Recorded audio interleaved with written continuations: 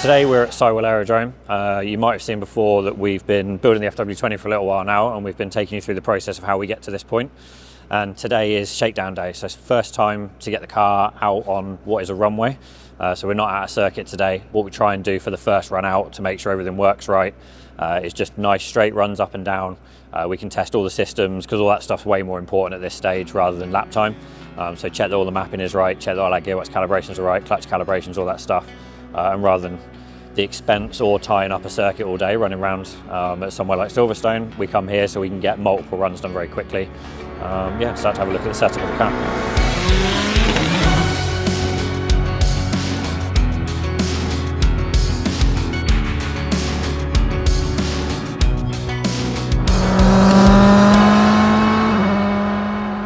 So first steps today, guys are just doing calibration, getting the car heated, get the car to a point where we can fire it up. And the very first run today is going to be really basic, quite steady up and down, no big torque demand on the car, no heavy pulls with anything, just making sure that the gearbox works like it should do because everything in there is bespoke. It's the first time it will have run. We haven't got the luxury of a massive team and a big dyno to run the gearbox on. So this car came to us, as you might have seen, with no internals, no bearings, no ratios, nothing at all.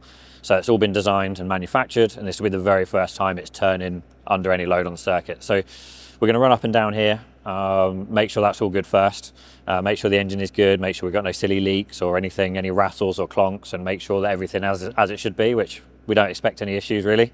But we'll do some of that, and then we're going to pull the gearbox out and make sure, because the first sign of wear that we'll see will be internals to the gearbox. So once we've done that run, we'll take the internals out of the gearbox, check everything's okay, back together, and then hopefully this afternoon, if it dries up a little bit, which it looks like it might, we can start getting some more full demand runs up and down the runway, some full throttle running, some more high speed running, and make sure that everything works like it should do. Just at the moment, calibration's being done, car is on heat. We're probably about 20 minutes away from doing first fire up, and then I can get sorted and get on track. Currently I am setting up GPS beacons for the runway, so while it tests that the GPS is working and triggering, and we'll put points in the data so we can see each lap essentially, although it's a runway. Every time we go up and down, so I've got a beacon at one end and a beacon at the other end, so it will trigger each time it crosses those. It's all done off GPS, so I've gone on Google Maps, dropped a pin at each end of the runway, which gives me the latitude and the longitude, and then I type that into the ECU essentially, and it will, whenever it crosses that point, that latitude and longitude, it will trigger the beacon. And so on a circuit you'd set that as a start finish line, one of the beacons, and then you'd have a couple more for like split timers if you want them around the circuit.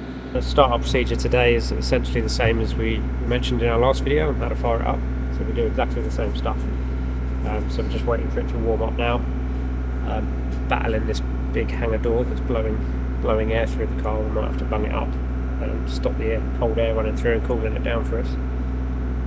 Essentially it's the same process, fire it up, check the gears work, get a bit of temperature and everything, then we'll put all the bodywork on, wheels on, drop it down on the ground, torque the wheels up, get it ready to go and do our first run.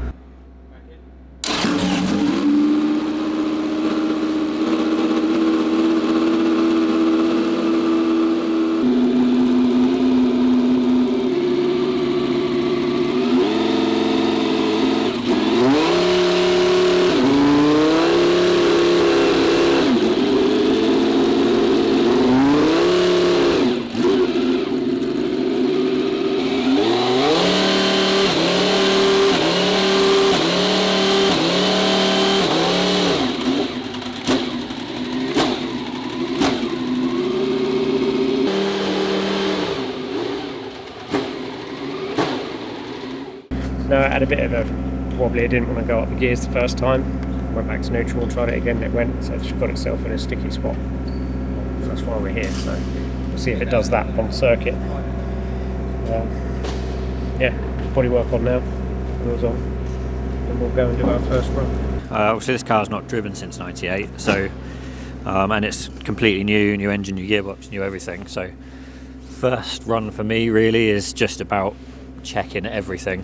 We've got a big page on the dash that's got like all the sensors and all the information I need to know, and it's just making sure that it's not doing anything silly. I've been lucky enough to drive a few, and I mean, this one's not lost on me today because it's a, you know, carrying the number 1. It's a Williams. It's an important car. So yeah, first run is just about making sure it's all alright.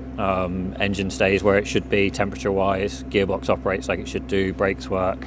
Steering's all good. All those like little things, because that starts to build a bigger picture. So once we can start ticking those off pretty quickly, that everything's okay. Then when we start to ramp it up, hopefully later, and then when we get trackside with it, we can. We know that all the simple stuff's all ticked off. We don't have to worry about them again. So yeah, realistically, it's just making sure those parameters all stay sensible, that it's safe, and then we can start pushing on from there. Obviously, added with this car is that it's a TDF works car, so it is a client car, or it will be going to a client. And he's trusted us with the build, and it's up to us to now make sure that what we've done along the way, what the Precision guys have done, and what we've all done to bring the car back together works. Ultimately, when we hand it over to the owner, it needs to be safe. It needs to be in a window where we've got enough data about it to be able to operate it and tell them, you know, what he's looking for on circuit. So if I've done it first and I can understand what temperatures, etc. it needs, it allows us to feed that data back to him. So ultimately making his experience a lot more, a bit like being in a real F1 team, really. He gets to get in the car and enjoy it and not have to worry about all this stuff that we're doing now. That falls on my shoulders from a driving point of view, and these guys from an operational running point of view. So yeah, ultimately makes it as seamless as possible. And as I say, this one's quite an important one. So fingers crossed you'll all be all right today. But it's always a bit nervous first time out. First time it's turned a wheel since '98. So yeah, always a bit nervous as to the things you don't know. But yeah, pretty confident she'll be all good. So it was TDF, just letting you know that we're 5 minutes out from running, if that's okay. Are you able to hold off one aircraft coming in to use the hard runway? Yeah, confirm we can hold off for a second.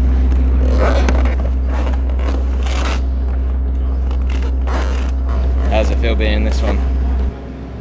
Yeah, good. Just want to go on with it now. Yeah. It's typical that when we go to run, every plane wants to land, but it's all good. Cool. You'll settle now, you're still a bit like... Yeah, it's all good. That's it, man.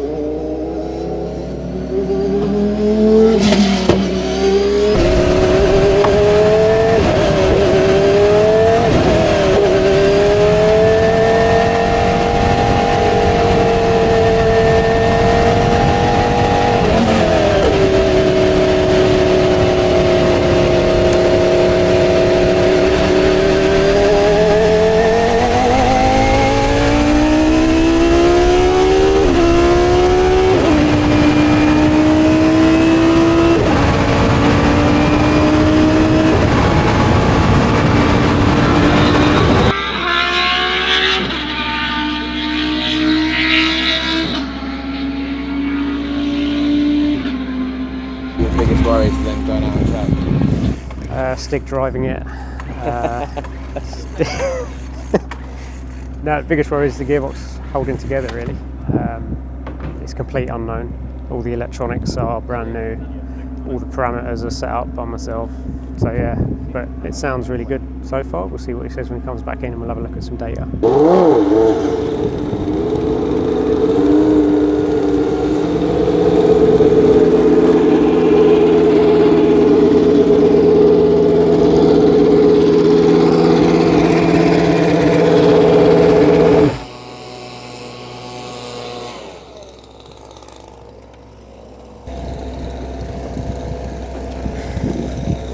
Sounded mega. Shifts are good.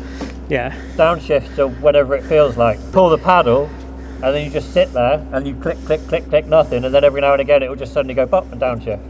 It's weird. And like sometimes you'll pull the paddle and leave it, and then like 10 seconds later it will just bar. I don't know what we'll be doing that.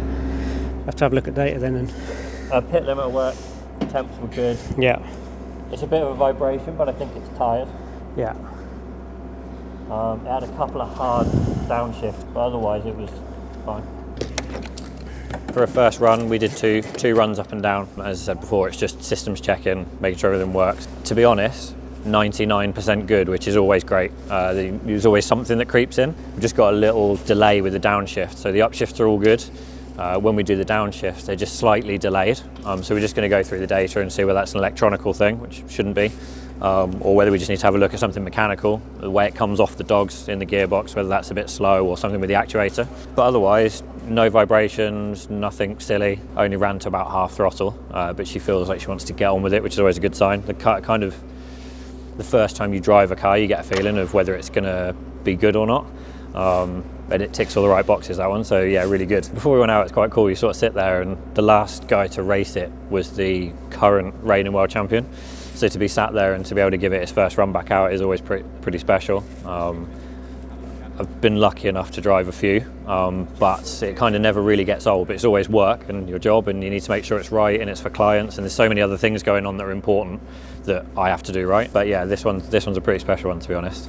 So yeah, glad that went all right, and hopefully we can go and play a bit more this afternoon. We just got it back in. Obviously, Crumbs and James reviewing all the data and stuff. Then it's sort of our job to go over it and make sure that nothing visual or anything by feel, that there's nothing stupid going on. Yeah, just make sure there's no problems, and if there is, assess them and see if we can correct them, make sure it's all good. Everything's new, all the lines are new, the engine's new, gearbox is internally new, all the components, the brakes, everything. Just make sure everything is working as it should be, and there's no faults, anything that is breaking. If you look around stuff, you start cleaning stuff, you see cracks or anything like that. Notice there was a little bit of preload needed in a bearing somewhere, which is not a breakage, it's just a wear part. Yeah. It's just adjusted as everything's rattled, so we just nip that up, make sure that's good, and just, yeah, it's all good. Well, I've changed some parameters in the gearbox control unit. James has got a few things to try as well, to kind of help us figure out whether it's an electronical thing or a physical mechanical thing. And we'll either do some more electronic changes, or we'll go into the gearbox and see if there's something going on in there that shouldn't be. Electronic is easier because I can just plug the laptop in, change some numbers and make it work. And obviously we lose a lot of time if we have to go into the gearbox. We've got to take the floor off and pretty much take a whole rear corner off to get it out. So ideally, if I can change some numbers in the gearbox and the GCU and make it work, that's better. As Crumbs has said, he's busy with his head in the data and making some adjustments. I think hopefully we'll find it in that side. What we're going to do is do another run. I've got a few things I can do with my driving when it comes to the downshift side of it. We're trying to basically see whether it's hanging up on the coast side of the dogs in the gearbox and it's not allowing the gear out. So there's a few things I can do with the way I'm driving the car and my driving style. So we're going to try the electronic side first. If that doesn't work, I'll then try a few things in the car, and then we'll come back again and we can go back through it, because then we'll have a much broader set of data. Obviously the car's only done 2 or 3 miles really since it's been back on the road, so yeah, we'll trawl through that and see what we can, but fingers crossed we'll find it fairly quickly. But the boys have been over the car and it's been spotless otherwise, so yeah, can't complain.